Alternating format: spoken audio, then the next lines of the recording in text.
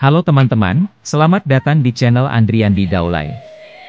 Hari ini kita akan membahas topik yang sangat penting dan relevan bagi kita semua, yaitu moderasi beragama di Indonesia. Yuk, kita simak bersama. Jadi, apa sih sebenarnya moderasi beragama itu? Singkatnya, moderasi beragama adalah sikap yang menghindari kekerasan dan ekstremisme dalam praktik beragama. Di sini, kita diajak untuk selalu bersikap adil, seimbang, dan toleran terhadap perbedaan yang ada.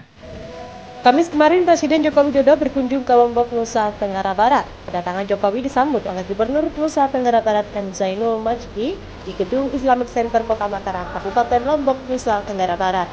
Kunjungan Jokowi ke Lombok ini guna menghadiri acara penutupan konferensi internasional dan Multako Nasional 4 Alumni Al-Azhar Indonesia.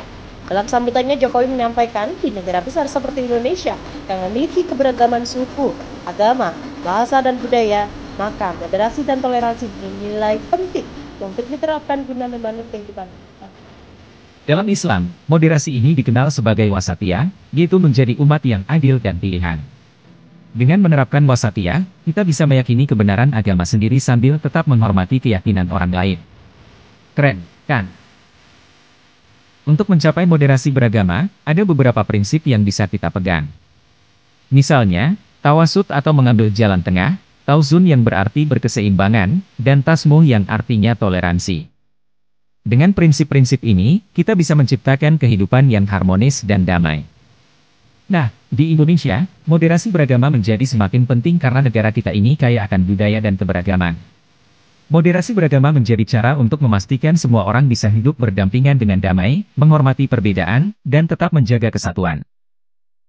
Ada beberapa indikator yang bisa menunjukkan apakah kita sudah menerapkan moderasi beragama atau belum. Misalnya, komitmen kebangsaan, toleransi, anti-radikalisme, dan sikap akomodatif terhadap budaya lokal. Jika kita sudah punya sikap-sikap ini, berarti kita sudah berada di jalur yang tepat. Tapi, kita juga harus waspada terhadap hal-hal yang bisa menyimpangkan kita dari moderasi beragama, seperti pemahaman ekstrim, fanatik terhadap golongan tertentu, atau tergesa-gesa dalam menilai. Yuk, kita hindari sikap-sikap ini. Untuk membantu kita semua, MUI atau Majelis Ulama Indonesia telah melakukan berbagai upaya dalam mendukung moderasi beragama. Mulai dari dakwah, sosialisasi, hingga silaturahmi dengan berbagai ormas. Semuanya dilakukan untuk menciptakan lingkungan yang lebih harmonis dan bersatu. Selanjutnya kita akan masuk ke tahap moderasi untuk umat yang beragama Kristen. Teman-teman pasti bertanya seperti apa tahapan moderasi bagi agama Kristen kan? Mari kita simak bersama. Indonesia adalah negara dengan keberagaman yang luar biasa, baik dari segi suku, bahasa, maupun agama. Namun, dengan keberagaman ini juga datang tantangan, bagaimana kita bisa mengelola konflik dan tetap menjaga persatuan serta keharmonisan? Moderasi beragama menjadi kunci dalam menjaga kebinekaan ini. Moderasi beragama bukan hanya tentang menyeimbangkan pandangan keagamaan, tetapi juga mencegah ekstremisme, baik yang terlalu konservatif maupun terlalu liberal. Ini sangat selaras dengan semangat Pancasila, yang selalu menjadi fondasi dalam menghadapi berbagai tantangan ekstremisme global. Dalam kekristenan, meskipun tidak ada ajaran eksplisit tentang moderasi beragama, banyak prinsip yang relevan. Contohnya, ajaran tentang inklusivitas, hukum kasih, dan perhatian terhadap mereka yang rentan dan terdiskriminasi. Sejak tahun 2014, PG telah mengimbau gereja-gereja untuk mengembangkan spiritualitas keugaharian yang mengutamakan keseimbangan dan kepedulian terhadap sesama. Dalam kehidupan sehari-hari, nilai-nilai seperti kasih, inklusivitas, keterbukaan, dan perdamaian harus diwujudkan. Kristen juga ditantang untuk mengutamakan kesejahteraan bersama dan menentang hoaks serta pesan kebencian yang dapat memecah belah masyarakat. Nilai-nilai moderasi beragama ini tidak hanya harus diaplikasikan dalam kehidupan sosial, tetapi juga harus diintegrasikan secara tegas dalam kurikulum pendidikan Kristen.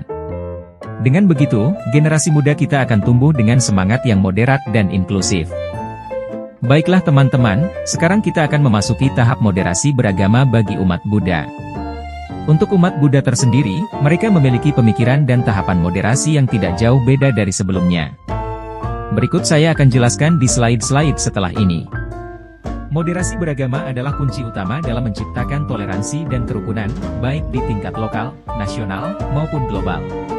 Konsep ini mengajarkan kita untuk menjalankan agama tanpa ekstremisme atau kekerasan, menjaga keseimbangan antara hak beragama dan komitmen kebangsaan.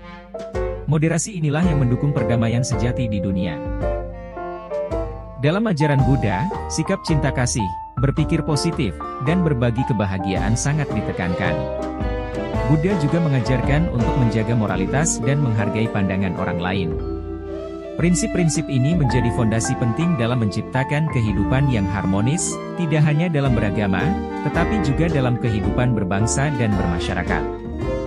Bagaimana kita bisa tahu bahwa moderasi beragama sudah berhasil diterapkan? Indikatornya antara lain adalah penolakan terhadap kekerasan, komitmen terhadap kebangsaan, toleransi terhadap perbedaan, dan penerimaan terhadap tradisi lokal. Jika masyarakat kita semakin menerima dan menghormati prinsip-prinsip ini, maka kita sudah berada di jalur yang benar. Tentunya, moderasi beragama juga memiliki tantangan. Di antaranya adalah ekstremisme, klaim kebenaran subjektif, dan pemaksaan kehendak atas tafsir agama. Solusi dari tantangan ini adalah dengan mengelola keragaman tafsir, memperkuat esensi ajaran agama, dan merawat semangat keindonesiaan yang inklusif dan pluralistik.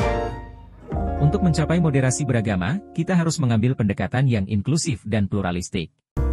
Dalam Buddhisme, misalnya, Buddha menggunakan bahasa lokal saat menyebarkan ajarannya. Ini menunjukkan betapa pentingnya fleksibilitas dan adaptabilitas dalam berkomunikasi dengan masyarakat setempat. Peta jalan ini adalah panduan kita menuju kehidupan yang damai dan harmonis. Buddha juga mengajarkan pentingnya menghormati agama lain dan tidak mencela agama lain. Sikap saling menghormati ini akan membantu agama-agama berkembang tanpa merugikan satu sama lain. Dengan begitu, kita bisa hidup bersama dalam keberagaman dengan penuh cinta kasih dan saling pengertian. Baiklah teman-teman, kali ini kita akan memasuki moderasi terakhir, yaitu moderasi beragama umat Katolik. Jadi, untuk moderasi Katolik ini tidak jauh berbeda dengan moderasi Kristen. Yuk kita simak. Di dalam perspektif Katolik, moderasi beragama itu sangat penting. Moderasi berarti kita menjaga keseimbangan antara mempertahankan ajaran dan tradisi gereja, namun tetap terbuka terhadap perubahan dan dialog. Konservatisme tidak salah, tetapi bisa berbahaya jika berubah menjadi eksklusivisme dan ekstremisme. Ajaran Yesus Kristus adalah model utama moderasi beragama. Yesus mengajarkan kita untuk mengasihi Tuhan dan sesama. Cinta kasih tanpa batas inilah yang menjadi dasar kehidupan beragama. Dalam perumpamaan dan sikapnya, Yesus selalu menekankan pentingnya penghormatan terhadap semua manusia, tidak peduli siapa mereka. Pemerintah juga memiliki peran besar dalam mendorong moderasi beragama.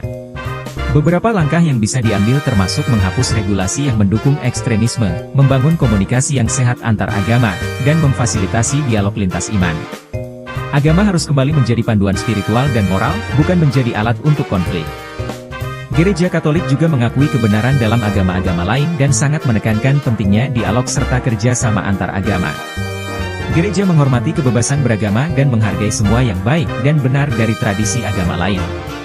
Inilah yang menjadikan moderasi beragama begitu penting.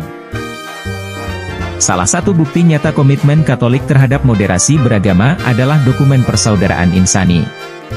Dokumen ini menegaskan pentingnya perdamaian, persaudaraan, dan toleransi antar umat beragama. Segala bentuk ekstremisme agama dan nasionalisme intoleran dikutuk.